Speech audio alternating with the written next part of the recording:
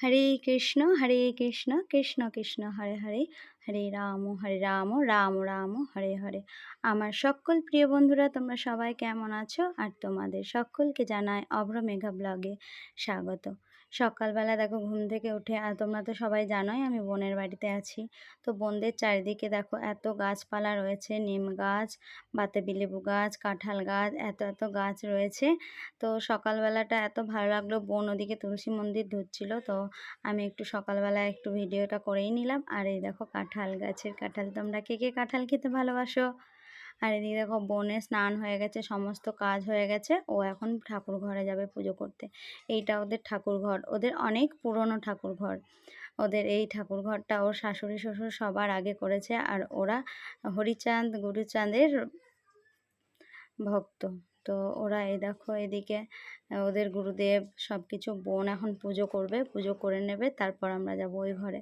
সকাল সকালেও সমস্ত কাজ কমপ্লিট হয়ে গেছে, ফুল তুলেছে, গাছে অল্প ফুল পেয়েছে আজকে আর বেশি ফুল পায়নি। তো দেখো এখানে দেখো, আর এদিকে একটা ওদের এই গাছটায় এত সুন্দর ফুলগুলো ফুটেছে, কি বলবো, খুব সুন্দর এই ফুলগুলো লাগছে দেখতে। ওদের বাড়ির সামনেই এই ফুলটা হয়েছে। তো বৃষ্টি হয়েছিল আর ফুলগুলো এত ভালো লাগছে দেখতে, আমি ভাবলাম একটু ক্যামেরা বন্দি করেই নিই ওদেরকে, এত সুন্দর লাগছে, এত সুন্দর মুহূর্তটা।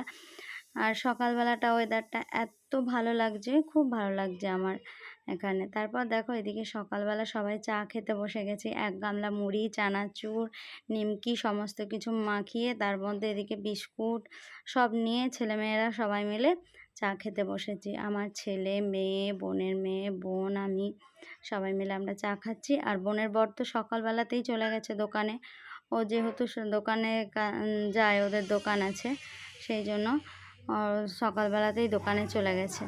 আর এদিকে দেখো আমার ওষুধগুলো, আমরা যখন মামার বাড়ি গেছিলাম বোনের বাড়িতেই চলে গেছিলো, তাই ও আমাকে ওষুধগুলো দিল, বললো যে এই দেখ তোর ওষুধগুলো। আর এই দেখো সবাই কত করে চা, নিমকি সমস্ত কিছু নিয়েই বসে গেছে।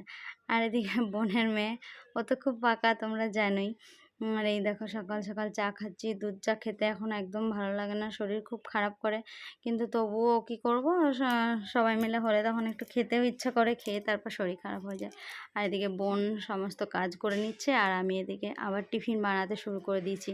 টিফিনের আজকে হবে চাউমিন। তো চাউমিনটা আমি বানাচ্ছি, আর বোন এদিকে কাছাকাছি যে কাজগুলো আছে বাকি ও সেরে নিচ্ছে।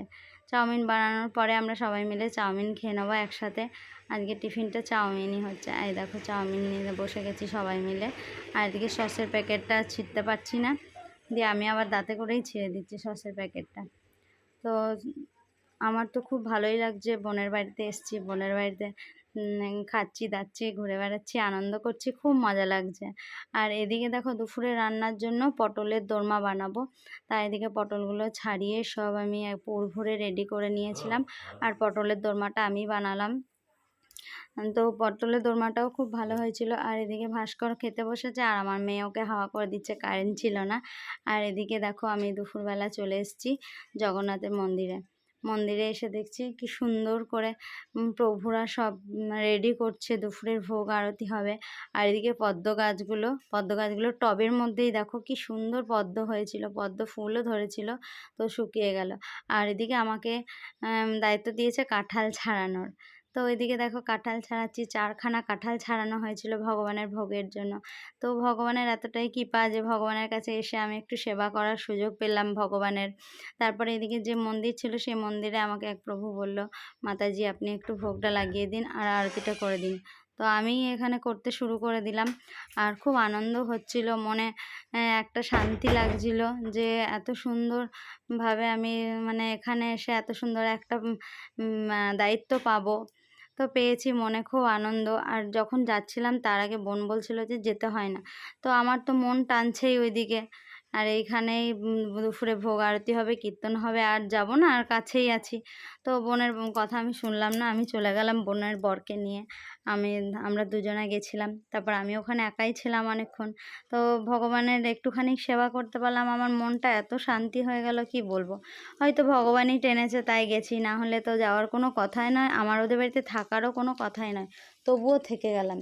তো তাই জন্য দেখো বন্ধুরা সবাই মিলে কি সুন্দরভাবে ভগবানের আরতি করছি এখানে, আর মনটা খুব শান্তিও লাগছে। এদিকে ভগবানের আরতি হয়ে গেল, তারপর ওদিকে হবে জগন্নাথ দেবের আরতি। আর তো দুদিন থাকবে, দুদিন না আর একদিন থাকবে, আজকের দিনটা আর কালকের দিনটা, তারপরেই তো চলে যাবে মাসি বাড়ি থেকে। এই যে ভগবানের আরতি শুরু হবে, প্রভুরা পর্দা খুলে দিল। তারপর এদিকে দেখো ভগবানদেরকে এত সুন্দর লাগছে, এত সুন্দর লাগছে, চোখ ফেরাতে পারছি না। আর যখন থেকে ওখানে গেছি ওখান থেকে আসতেও একদম ইচ্ছে হচ্ছে না, এত সুন্দর লাগছে, এত ভালো লাগছে, কি বলবো, বলার কিছু নেই। তো জগন্নাথ দেবের অনেকই কৃপা না হলে ইচ্ছা ছিল কালকে ইস্কনে যাওয়ার। তো ইস্কনে যেহেতু যেতে পারিনি, এক জায়গায় তো এলাম আর প্রসাদও পেলাম। মানে যদি ইচ্ছা থাকে তাহলে সব কিছুই হয় জানি। তো যেহেতু আমি ইস্কনে যেতে পারিনি, এখানে এলাম, এসে আর আরতি হলো, আরতি দর্শন করলাম, তারপর প্রসাদও পেলাম। মনটা খুব শান্তি হয়ে গেল, মনটা একদম ভরে গেল, খুব ভালো লাগছে। এদিকে দেখো দুপুরে ভোগ আরতি হচ্ছে, ভোগ আরতি প্রভু এত সুন্দর করে করছে, খুব ভালো লাগছে দেখে। তো মনটা খুব ভালো লাগছে। আর তোমাদের কেমন লাগছে দুপুরের ভোগ আরতিটা তোমরা সবাই জানাবে। এদিকে দেখো ভোগ লাগিয়ে দিয়েছে ভগবানের। তো ভোগ লাগানো হয়ে গেল, আরতি হয়ে গেল, আমি বাড়িও চলে এসেছিলাম। তারপর সন্ধ্যাবেলায় বোনকে বললাম চল আবার একটু সন্ধ্যাবেলায় সন্ধ্যা আরতি দেখে আসি। ওরা তো যেতে চায় না, কিন্তু তাও জোর করে নিয়ে গেলাম, চল, ঘর থেকে বেরোতেই চায় না। আর আমি এখানে আছি আর এখানে প্রভুরা আছে, না গেলে হয়। তো সন্ধ্যাবেলায় এই দেখো আবার সন্ধ্যা আরতি হচ্ছে, তখন আবার এসেছি, সন্ধ্যা আরতি দর্শন করলাম। আর আমরাও অনেক নৃত্য করলাম, এত ভালো লাগছিল কি বলবো, বলার কিছু নেই। খুব সুন্দর করে আরতি হচ্ছিল, আর এত সবাই নৃত্য করছে, কি বলবো, বলার কিছু নেই। ওখানে যদি দেখতে তোমরা, তোমাদেরও খুব ভালো লাগতো। কেউ থেমে থাকতে পারে না, আমি তো থেমে থাকতেই পারি না। গেছি ওখানে, আমার কেউ চেনা জানা নেই, অথচ মনে হচ্ছে সবাই আমার চেনা।